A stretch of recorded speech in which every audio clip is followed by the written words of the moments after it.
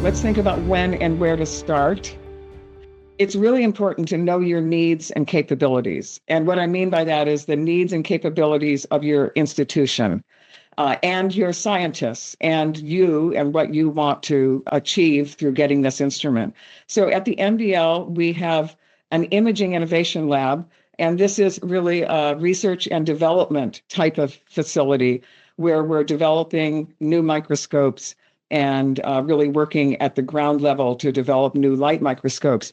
We also have a central microscopy facility with state-of-the-art commercial microscopes, kind of ready to go, fully staffed.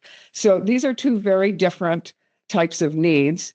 And I'm going to talk about ways to get support for either of these needs, but you have to know what you want to get before you go forward. I'm mostly going to be talking about supplying for a facility that has fully staffed state-of-the-art commercial microscopes.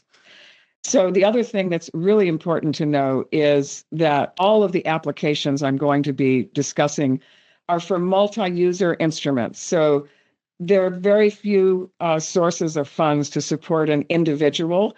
You can get individual funds through supplementation. So if you already have an NIH grant, sometimes an NSF grant, you may be able to get a supplement of a microscope. But most of what I'm going to be talking about today are multi-user instruments that require very strong institutional commitment for support and maintenance.